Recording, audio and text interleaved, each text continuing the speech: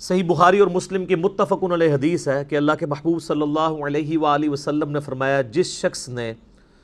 ایمان اور احتساب کے ساتھ یعنی ثواب کی نیت کے ساتھ اصلاح نفس کے لیے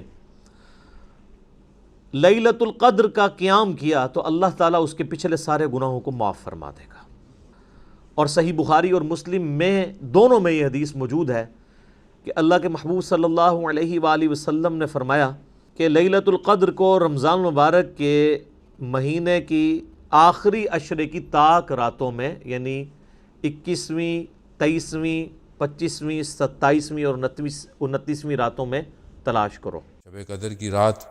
ان بہترین راتوں میں سے ایک رات ہے کہ جس کے لیے بہت سارے فضائل جو ہے وہ ذکر ہوئے ہیں۔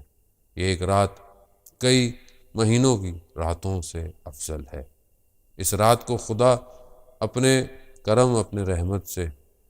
اس میں وہ دسترخوان ہمارے لیے بچھاتا ہے کہ جس میں سے ہم اگر چاہیں تو اپنی ظرفیت کے حساب سے بہت کچھ جمع کر سکتے ہیں۔ ایک عالم بزرگوار فرماتے ہیں کہ ہم بعض اوقات شب قدر کے اندر جو دعائیں مانگتے ہیں کہ خدا ہمیں یہ عطا کر دے، آنے والے سال میں ہمیں یہ دے دے، رزق میں اضافہ کر دے،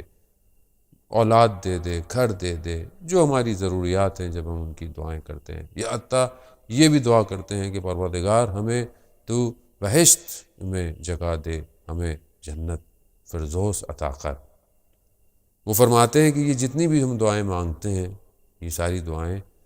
اس دسترخوان پر کہ جو ہمارے لیے بچھایا جاتا ہے، اس میں یہ وہ چھوٹے چھوٹے ٹکڑے ہوتے ہیں کہ جو بعض اوقات کھانا کھانے کے بعد دسترخوان پر جمع ہوتے ہیں، جنہیں انسان بعد میں سمیٹ رہا ہوتا ہے۔ کہا یہ تو وہ چھوٹے چھوٹے سے ٹکڑے ہیں، اگر انسان آج کی رات کو کچھ مانگنا چاہتا ہے تو کم از کم اتنا مانگے کہ پروردگار اسے یہ توفیق دے کہ روز قیامت میں وہ 100 لوگوں کی شفاعت کرے گا۔ حضور علیہ السلام